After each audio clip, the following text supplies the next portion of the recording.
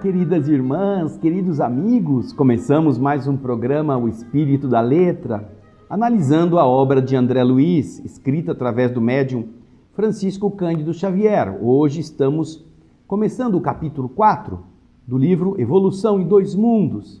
Um livro bastante interessante, bastante cheio de explicações da ciência, conexões com o que a humanidade já descobriu e explicações de como a ciência espiritual organiza a vida para que haja também o avanço da nossa identidade espírito, para usar o corpo para obter aquilo que é necessário na evolução da nossa alma. O capítulo de hoje vai tratar do tema automatismo e corpo espiritual. Nós vimos no capítulo 3 que ao longo dos milhões de anos em que as vidas física e não física, espiritual, foram se organizando, em cada etapa, a mônada que estagiando ali ia aprendendo coisas e tornando automáticas na sua estrutura. Depois passava para a etapa seguinte, mais avançada no corpo material, e depois os sistemas iam se incorporando a essa estrutura de desenvolvimento da mente primitiva.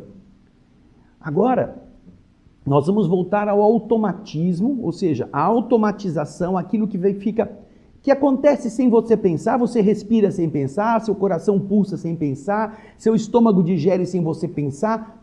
Todas estas estruturas que já foram automatizadas em relação agora ao corpo espiritual, a estrutura daquela veste que a gente vai aprender em vários capítulos como é que ela se organizou. Então, pegue o seu livro, não esqueça de pegar um papel, um lápis. Eu disse na semana passada e vou mostrar a vocês novamente esta obra, Elucidário de Evolução em Dois Mundos. Você tem neste livro, capítulo por capítulo, definições dos termos mais complicados que em cada capítulo você vai encontrar. Você pode aprender com a explicação científica de cada um destes significados. Porém, nós não estamos aqui para fazer uma explicação mais complexa do que o próprio livro. Estamos aqui para criar em sua mente a ideia básica do que significa que o André Luiz está querendo explicar, com aqueles termos estranhos, muitas vezes não muito familiares. Portanto, nosso desejo é que você possa perder o medo de estudar este livro, ao contrário do que algumas pessoas podem pensar. Nós não estamos buscando erudição científica, demonstrar conhecimentos ou superioridades intelectuais. Não, nós estamos querendo que você entenda a beleza que está aqui dentro. Vamos lá então, começando a leitura deste capítulo 4. O automatismo e o corpo espiritual. Veja aí o slide. Ele vai iniciar com o automatismo fisiológico, o automatismo do nosso organismo. Então ele diz o seguinte, olha, compreensível, é importante realçar que o princípio inteligente, a mônada, no decurso dos milênios, dos evos, são tempos muito longos, plasmou, gerou, modelou em seu próprio veículo de exteriorização. O que é o veículo de exteriorização? É a roupa que ela usava, que ela usa em cada essa plasmagem de si mesma, essa roupa que ela veste, e exteriorizou no seu veículo as conquistas que foram alicerçando o crescimento para maiores afirmações nos horizontes da evolução. Em cada etapa, ela melhorava também essa vestimenta que ela usava, esse modo de exprimir-se. A mônada era uma coisinha minúscula lá no reino mineral, depois ela vai se ampliando, vai se tornando mais complexa, a roupagem com que ela vai se apresentando também vai ganhando complexidade. Continua André Luiz dizendo, dominando as células vivas, tanto da natureza física, células físicas, quanto as células espirituais da sua composição, como que utilizando-as a seu próprio serviço, de modo a tornar-se senhora das possibilidades mais amplas de expansão e de progresso, esse princípio, essa mônada sofre no plano terrestre e no plano extraterrestre as profundas experiências que vão possibilitar-lhe, no caminho do tempo, na estrutura temporal, esse automatismo fisiológico. O automatismo que estávamos dizendo. O corpo funciona independentemente dela ficar pensando que tem que fazer aquilo. Você já pensou? Vem aqui para mim, olha. Você já pensou que se você tivesse que ficar falando assim para o coração, bate, descansa, bate, descansa, bate, descansa, bate, descansa. Ao mesmo tempo, se você tivesse que falar para o pulmão, respira, inspira, expira, inspira, expira, bate, descansa, inspira, expira, bate, descansa, inspira, expira. Aí você tem que falar para o olho, pisca, fecha e abre, fecha e abre, fecha e abre, fecha e abre. Ia ser uma tragédia, né? Sem precisar fazer nada disso. Assim, nossa, eu não tenho tempo para nada. Imagina se eu tivesse que ficar mandando o coração bater e descansar, o pulmão respirar e expirar, inspirar e expirar, o olho bater, fechar, abrir, o estômago digerir. Você ficava louco. Então, essas coisas foram sendo automatizadas. E esta ida e volta na vida física e na vida espiritual permitiu que se construísse esse automatismo fisiológico, por meio do qual, continua o texto dizendo, sem qualquer obstáculo, sem qualquer dificuldade, se executam todos os atos primários da manutenção, preservação e renovação da própria vida. Ou seja, automaticamente o indivíduo vive, sem precisar mandar o coração bater, o pulmão respirar, o sangue circular, levar alimento, a célula comer o alimento, excretar. Não, ele vive. Se ele não souber nada disso, ele continua vivendo espontaneamente, autonomamente. Então ele está falando que tudo isso, esses milhões de anos favoreceram a essa automação. Ficou automático esse processo e a mente da mônada agora não precisa se preocupar com isto. Vou dar um exemplo aqui bem fácil de você entender. Quando você tirou a carteira de motorista, você pegou o carro pela primeira vez, você ficava pensando, agora eu tenho que pôr a primeira, tenho que botar na embreagem, vou pôr a primeira, depois vou pôr a segunda, acelera, tem que sair devagarzinho, depois eu tenho que olhar para os lados, dou sinal, vou ver se vem vindo o carro, qual que é a mão da rua. Tudo isso você tinha que trabalhar ao mesmo tempo. Tem pessoas que chegavam em casa depois de dar uma volta com o carro e tinham que dormir de tão nervosas que elas tinham ficado, tanta tensão, de preocupar-se com tudo. Porém, passaram-se os meses, passaram-se os anos, hoje você sai da sua casa e vai para o seu trabalho, vai para a sua escola, você nem lembra se trocou de marcha, você nem lembra se por que caminho você foi, porque está tudo automático, tá vendo? Na própria vida você faz isso. E é o que ele vai continuar a explicar para a gente na sequência. Vamos lá ao próximo slide. Aí ele vai falar sobre as atividades reflexas do inconsciente. Sabemos, diz André Luiz, que propondo-nos a aprender a ler e escrever, antes de tudo nós nos consagramos, nós nos dedicamos a esse trabalho difícil de assimilar o alfabeto da escrita e aquilo que significam os sons, consumindo, gastando energia cerebral e coordenando o movimento dos olhos, dos lábios e das mãos.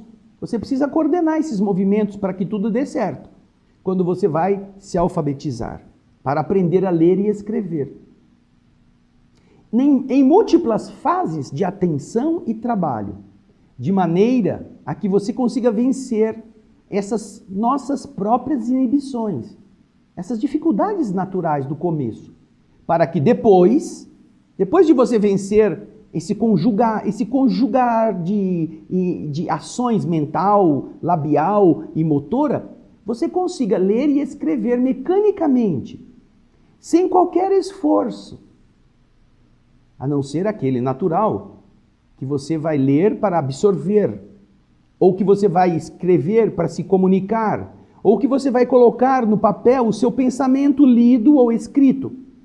Porquanto a leitura e a grafia, a leitura e a escrita, se tornaram automáticas na esfera da sua atividade mental. Nós passamos, você não fica pensando agora no abecedário quando você vai escrever uma palavra. Você não precisa pensar B com A, ba, B com E, B com I, bi. Ah, é bi, bicicleta. Aí vem o C com I, C, si. Então é B, I, C, I. Você não pensa mais isso. Você já aprendeu, isso já está automático. É o que o André Luiz está falando, como um exemplo. É o mesmo exemplo quase que eu falei aqui do motorista. Aí ele continua explicando. Nessa base, igualmente a isto, que é um conjunto incessante de repetição dos atos que são indispensáveis ao seu próprio desenvolvimento, nesta base, nesse mesmo processo, vestindo-se de matéria densa, pegando um corpo físico denso, e perdendo este corpo físico no fenômeno da morte, indo e voltando, indo e voltando, indo e voltando, para quando ele volta, se revestir de matéria sutil, de matéria mais leve no plano extrafísico. E depois esta matéria mais leve vai servir para ele renascer de novo na crosta da terra, em inumeráveis reencarnações de aprendizado. Desta forma é que o princípio espiritual, a mônada originária, incorporou, pôs nela mesma, todos estes conteúdos da inteligência que iriam fazê-la brilhar no cérebro do futuro, pelas chamadas atividades reflexas do inconsciente.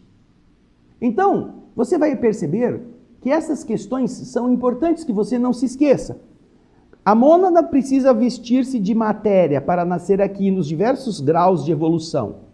Mas também, quando ela deixa a matéria densa pela morte, ela volta para o lado de lá, precisando estar revestida de uma estrutura vibratória adequada para ela estar ali. Depois ela pega essa estrutura e projeta na vida física para modelar um novo corpo, às vezes na mesma espécie, na mesma família evolutiva. Depois ela passa um tempo ali e morre. Então, este ir e voltar, ir e voltar, ir e voltar, ativaram no cérebro que vai sendo modelado com isto, essa atividade reflexa do inconsciente. Então, a estrutura perispiritual é automática. É automática. Quando você vai ler o livro Obreiros da Vida Eterna, na desencarnação do espírito Dimas, você vai ver que André Luiz ele descreve todas as etapas do processo de desencarnação do Dimas. E acontece que quando o perispírito do Dimas vai sendo retirado do corpo, dos pés para a cabeça, quando chega na última ligação do espírito com a matéria, eles precisam fazer a ruptura daquele laço, o cordão de prata, como alguns chamam. E quando isso acontece, à medida que vai sendo desconectado do corpo físico, vai surgindo em cima, André Luiz descreve, em cima do corpo que está morrendo, vai surgindo uma massa estranha, uma massa meio esbranquiçada, sem uma forma. E que quando chega no momento em que se rompe o último liame, que é o liame da ligação final do espírito com o corpo físico, que ele vê que uma luz violeta dourada se exterioriza quando se rompe esse último laço, ele vê o corpo espiritual que estava meio transparente ganhar a forma do próprio cadáver, igualzinho, imediatamente.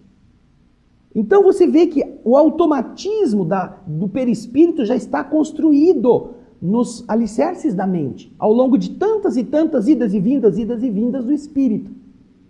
É muito interessante essa comparação que André Luiz faz, porque de verdade nós vamos construindo também o perispírito nesse ir e voltar. Agora, no próximo slide, nós vamos comentar uma coisa interessante. Ele vai falar de Descartes. Olha quem foi Descartes. Descartes foi um filósofo físico e matemático francês.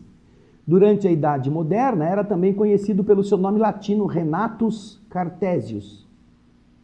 Ele nasceu no dia 31 de março de 1596 e morreu em 11 de fevereiro de 1650. Ele viveu 54 anos, mais ou menos, 55 anos. Ele recebeu as influências do pensamento de Platão, Aristóteles, Tomás de Aquino, etc, etc. E ele era matemático, portanto, ele também aprendeu muito com Arquimedes. Ele estudou numa universidade de Poitiers, em 2 anos, depois na Universidade de Franeker e na Universidade de Poitiers também. E ele influenciou com as suas ideias Isaac Newton, Gottfried Wilhelm Leibniz, Friedrich Engels, Husserl. Veja só quantos pensadores beberam os pensamentos de Descartes. E René Descartes tem uma teoria chamada teoria dos espíritos animais. Você fala, mas espírito de cachorro, espírito de gato, espírito de passarinho? O que será que são essa teoria? Vamos para o próximo slide, nós vamos pensar um pouquinho. Você vê ali 2 cérebros desenhados no livro que foi publicado depois que Descartes morreu. Em 1662, publicaram um livro que traz esses desenhos. Segundo Descartes, todos os fluxos de nossa movimentação, de respostas orgânicas, dependeria do fluxo de espíritos animais dentro do cérebro, regulados pela glândula pineal. A glândula pineal está ali em vermelho. E em cima, durante o sono, você vê que o olhinho está fechado, você tem como se fossem sacos de ar vazios. Eles estão todos colabadinhos assim, ó. Estão todos vazios porque não tem atividade. Então, segundo Descartes, olha, no desenho superior há pouco fluxo dos espíritos e o cérebro encontra-se flácido durante o sono. Já no desenho de baixo, que representa o estado de vigília, existe grande fluxo de espíritos animais e a matéria cerebral está distendida. É como se enchesse aqueles sacos de ar e agora eles estão cheios desse espíritos animais. Esse animais não é de bichos, é no sentido de animar, de dar movimento. Então, você vê ali, nessa imagem, que Descartes tinha uma teoria para explicar por que a gente movimenta os músculos. Como que a gente tem esse movimento, ele usava essa expressão. Agora, no próximo slide, você vai ver uma outra ilustração. Para você mover o braço, segundo ele, a ilustração deste livro, De Homine, publicado em 1662, mostra isso. As informações visuais são levadas ao cérebro por nervos ópticos ocos. Ele dizia que os nervos são ocos. Daí elas chegam até a pineal regula o fluxo dos espíritos animais através dos nervos. E então, esses espíritos, que seriam como gases, seriam como ventos muito sutis, eles viajam até os músculos do braço, provocando o movimento. É como o negócio de pistão, né? Você tem esse fluido que corre por tubos vazios para formar os movimentos lá na ponta. Aumenta e diminui a pressão do líquido e o braço se move. É a teoria que Descartes fala dos espíritos animais. Ele tentava explicar os movimentos usando essa coisa. Os músculos, os tendões seriam ocos. E esses espíritos, que seriam esses ventos que mobilizam, seriam como pressões de ar ou de alguma propriedade que fazia o músculo distender e voltar. Mas ainda tem mais um slide mostrando isso. Vamos ver. Olha aí, ó. O indivíduo está com o pé perto de uma fogueira e ele está sentindo o calor. Então ele fala assim, ó. O que é um reflexo? Um reflexo, segundo a filosofia de Descartes, é o quê? Olha o que você está vendo ali, ó. O fogo desencadeia movimentos dos espíritos animais através de nervos ocos. Esses nervos saem do pé e, ó, segundo Descartes, passariam pela perna, subiriam pela coluna e chegariam lá em cima no cérebro, lá na pineal. Esse deslocamento, chegando no cérebro, abriria poros nesse ventrículo e esses poros absorveriam o ar, esse vento, esses espíritos animais, que iriam então dilatar os músculos da perna, provocando o seu afastamento. É o reflexo. O movimento reflexo que Descartes cita se daria por isso. Recebe a orientação de que está quente, os espíritos animais insuflam e então eles enchem pelos tubos que seriam os nervos ocos e aí a perna volta para fugir do calor. Isso é o que Descartes propunha neste livro. Agora nós vamos voltar para o texto, uma vez que você já entendeu o que são esses espíritos animais, esses espíritos que dão ânima. E vamos ver o próximo slide, quando ele vai falar da teoria de Descartes. Atento a isso e espantado diante do gigantesco patrimônio da mente humana, é que Descartes, no século XVII, ou para aqueles que gostam de francesar, René Descartes, indagar e perguntando, né? E perguntando a si mesmo como é que esses nervos tão complexos funcionam, ele formulou a teoria dos espíritos animais. Quem está falando agora é André Luiz, hein? Olha só, André Luiz está se referindo a Descartes. Esses espíritos animais estariam fechados dentro do cérebro, perpassando nas redes nervosas para atender os movimentos da respiração, dos líquidos ou humores e da defesa orgânica, sem participação consciente da vontade. Eles atuam mecanicamente, chegando o filósofo a afirmar que esses espíritos se conjugavam necessariamente refletidos, aplicando semelhante regra, notadamente aos animais que ele classificava como máquinas desprovidas de pensamento. Descartes não considerava os animais como seres vivos, mas só como máquinas que funcionavam desta maneira. Aí André Luiz continua agora analisando a ideia de Descartes. Descartes não conseguiu compreender toda a amplitude dos caminhos que se abrem à evolução na esteira dos séculos. Porém, veja só, ele abordou a verdade do ato reflexo, que obedece ao influxo nervoso. O ato reflexo é um automatismo, no automatismo em que a alma evolui para mais altos planos de consciência, através do nascimento, morte, experiência e renascimento na vida física e extrafísica, em avanço inevitável para a vida superior. Quando Descartes faz essa teoria dos espíritos animais, é claro que ele estava errado. Os nervos não são ocos, não existe um vento lá em cima, mas ele aborda pela primeira vez, de uma forma muito clara, o ato reflexo. Aquilo que imediatamente acontece e que nasce, agora se compreende como, de um automatismo. Seu cérebro não precisa dizer a você: ô André, essa chapa está quente, vai lá e tira a mão. Você não pensa. Você pôs a mão, sentiu o calor, imediatamente isso comunicou seu cérebro, você não pensou nele e você imediatamente tirou a mão. Só depois que você vai perceber que você tirou a mão porque estava quente, ou num ato simultâneo, de tão rápido que é. É o automatismo. Que René Descartes não entendia como, mas ele já estava tratando desse tema com uma explicação que não era correta, até por faltar conhecimentos técnicos para poder avaliar melhor, mas ele já viu aqui a existência de um ato reflexo, o reflexo imediato, automático, sem passar pelo raciocínio.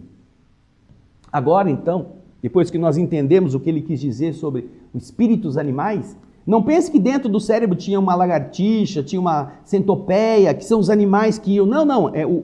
O animal tem esse sentido de movimento.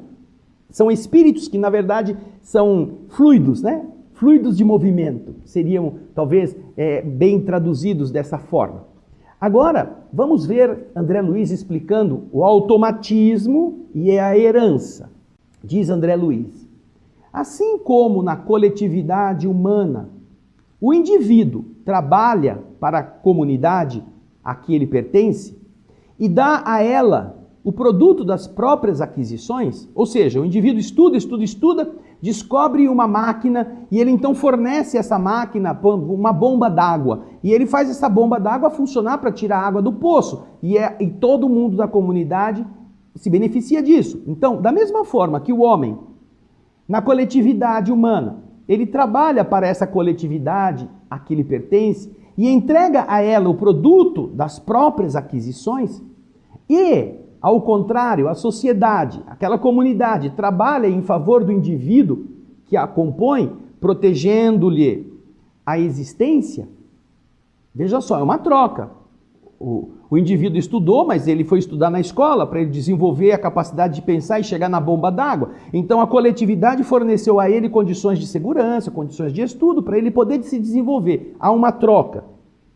Nos reinos menores, agora falando dos seres que estão nos reinos inferiores, nos reinos menos evoluídos, nos reinos menores, o ser inferior serve à espécie. a que ele se ajunta, a qual ele pertence. Confiando-lhe, entregando a essa espécie maquinalmente o fruto das próprias conquistas. Ele conseguiu uma situação de uma vivência de um pequeno protozoário. Ele vai trabalhar, ele descobre determinadas maneiras de conseguir se alimentar mais eficientemente, como protozoário. Então, essa aquisição, ele compartilha com a sua espécie de protozoários.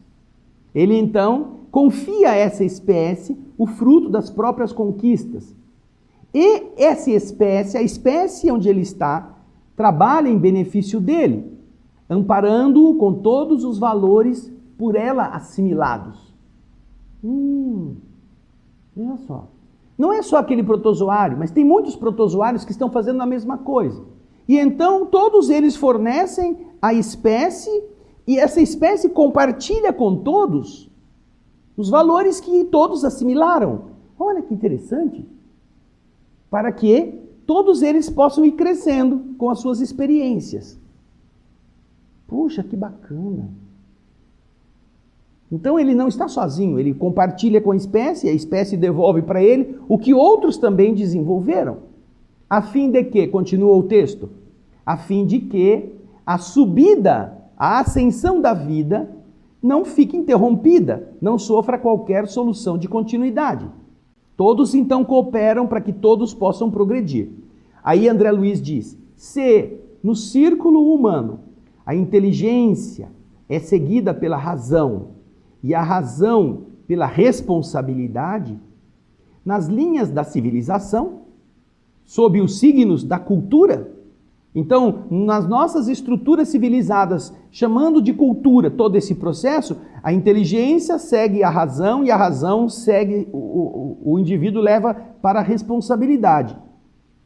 Se isso acontece no nosso nível, ele está dizendo, nas linhas, sob os signos da cultura, lá na retaguarda, lá embaixo, lá antes, quando a mônada estava lá embaixo, na retaguarda do transformismo, o reflexo vem antes do instinto e dá origem ao instinto, tanto quanto o instinto vem antes e dá origem a uma atividade refletida, que é a base da inteligência.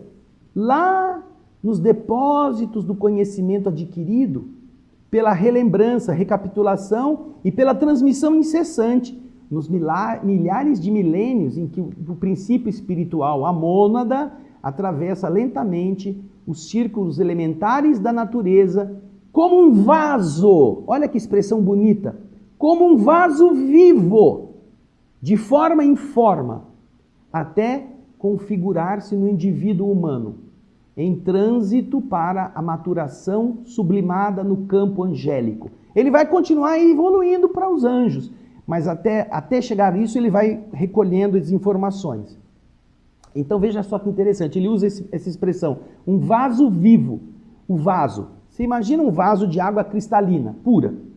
Aí você tira 300 mil gotas e coloca em vários lugares. Cada gota vai recolher da superfície em que ela foi posta, aquela poeira, aqueles esporos, aquela tinta. Cada uma vai ter uma coloração depois de estar ali por um tempo. Aí quando ele volta com todas as gotas para o mesmo vaso, cada gota traz aquilo que ela assimilou. E o vaso agora já não é mais daquela água límpida, agora já tem gotas com cores, gotas com esporos, gotas com poeira, gotas com outros elementos que vão ser misturados. Daí então, daquele vaso se retiram outros para novas experiências. E em cada uma dessas experiências, a mônada vai recebendo aquilo que ela recolhe da coletividade e ela também assimila para ela. Olha que interessante. Até que vai chegando de nível em nível, ela vai se beneficiando das experiências de todos e vai chegando ao seu individualismo do ponto de vista da sua estrutura intelectual, da sua inteligência mais completa. Desse modo, diz o texto, em qualquer estudo sobre o corpo espiritual, não podemos esquecer a função preponderante do automatismo e da herança na formação da individualidade responsável, para compreendermos a impossibilidade de qualquer separação entre a fisiologia e a psicologia, porque ao longo da atração no mineral, da sensação no vegetal, do instinto no animal, nós estamos vendo aquele embrião de consciência construindo as suas faculdades de organização. Ela está se organizando, está se tornando mais sensível, está se tornando mais inteligente em cada uma dessas etapas, transformando gradativamente toda a atividade nervosa em vida psíquica.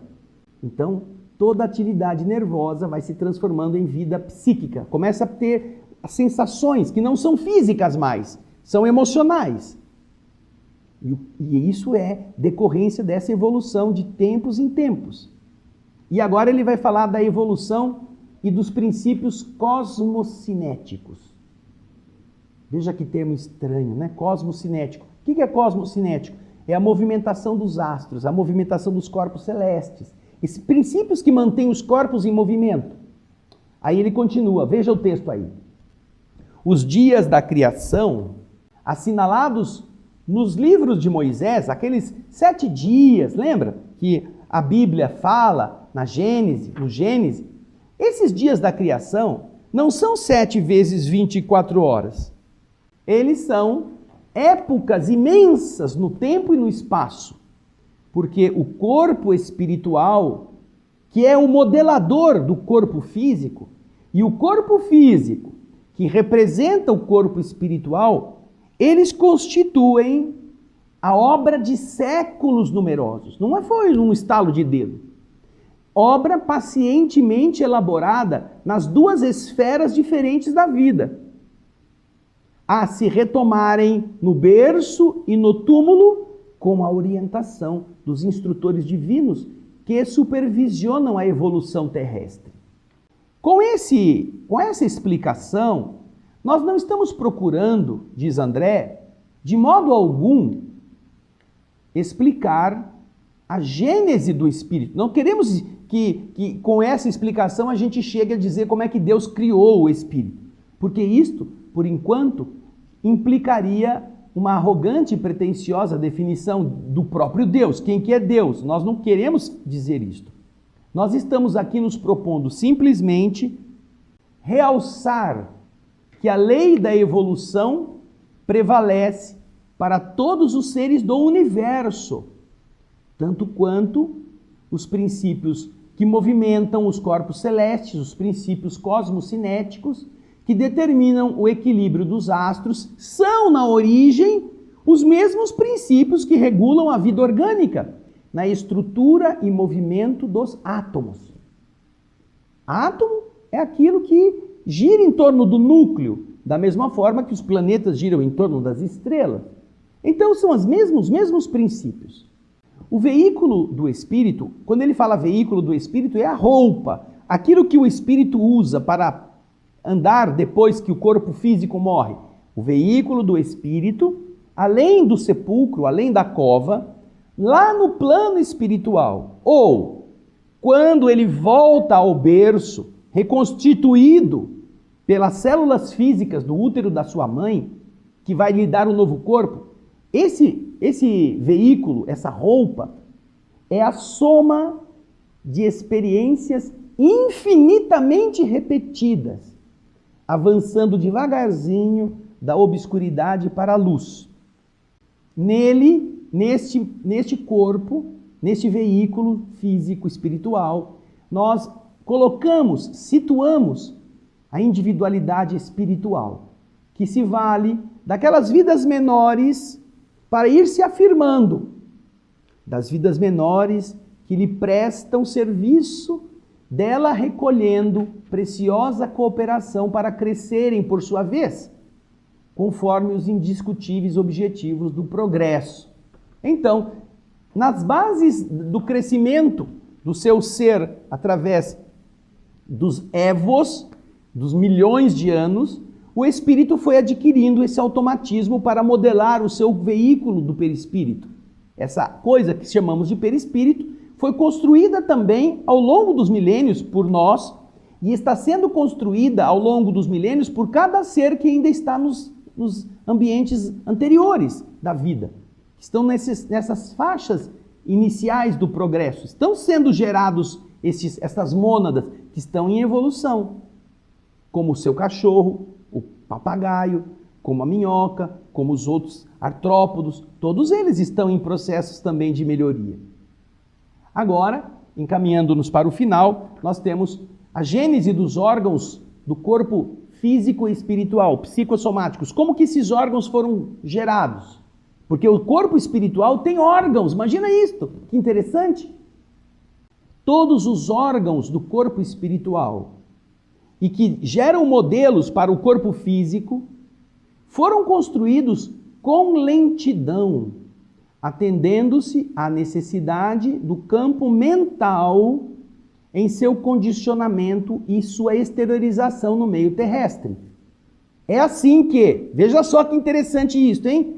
O tato nasceu no princípio inteligente quando ele passou pelas células nucleares em seus impulsos da ameba. O tato foi desenvolvido quando a mônada estava na região evolutiva das amebas. A visão iniciou-se pela sensibilidade do plasma nos flagelados monocelulares expostos ao clarão solar, à luz do sol. Alguns unicelulares, eles reagem à exposição da luz. Esse é o início, é a protoforma da visão.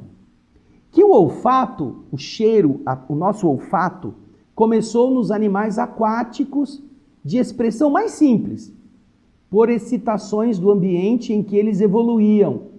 O olfato, alguma coisa começou a ser notada quimicamente. O gosto surgiu nas plantas, muitas delas armadas de pelos viscosos destilando sucos digestivos. E que as primeiras sensações do sexo apareceram com algas marinhas providas não só de células masculinas e femininas que nadam, atraídas umas para as outras, mas também de um esboço de pele, de epiderme sensível, que podemos definir como região secundária de simpatias genésicas. Também as sensações do sexo começaram a aparecer quando células ou algas masculinas e femininas começaram a também se aproximar e também puderam compartilhar material genético por causa dessa estrutura da epiderme celular que as envolvia. Então você vê que estes trabalhos que hoje são sentidos da nossa percepção estão iniciando lá atrás, nos momentos mais simples, para tornarem-se cada vez mais complexos, mais especializados, até que nós tenhamos as estruturas genésicas desenvolvidas nos órgãos da sexualidade, nós tenhamos a capacidade de sentir os odores, os sabores, nós possamos ouvir, escutar, possamos sentir, falar, possamos respirar, possamos sentir gosto, tudo isso. E agora, para encerrar, André Luiz vai falar do trabalho da inteligência. Acompanhe conosco.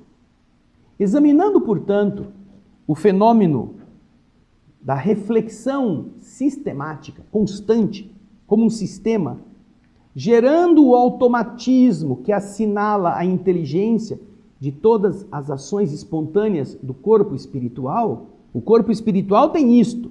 Ele também vai desenvolvendo todas essas ações espontâneas. Reconhecemos, sem dificuldade, que a marcha do princípio inteligente, a marcha da mônada inicial para o reino humano, e que a viagem da consciência humana para o reino angélico são um símbolo da expansão multimillenária da criatura de Deus, que por força da lei divina deve merecer, com o trabalho de si mesma, a auréola da imortalidade em pleno céu. Então você observa, como ele está dizendo, que esse reflexo, o fenômeno da reflexão sistemática, aquilo que o homem vai sentindo nas diversas etapas, repetindo-se para gerar automatismo que marca a inteligência, a compreensão de todas as ações espontâneas do perispírito, reconhecemos ao perceber isso, sem dificuldade, que saindo do princípio inteligente até chegar ao reino humano, e que saindo do reino humano a chegarmos um dia no reino angélico, estes dois caminhos simbolizam a expansão. Sai do pequenininho e vai aumentando, vai se expandindo, como aquela rosinha do deserto, que vai deixando aquela coisa fechadinha e vai se tornando cada vez mais assim, desabrochada. A expansão multimilenar da criatura de Deus, que por força da lei divina,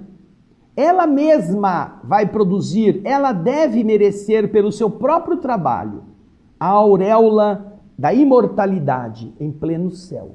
Ela se santificará com o seu esforço e com o seu aprendizado.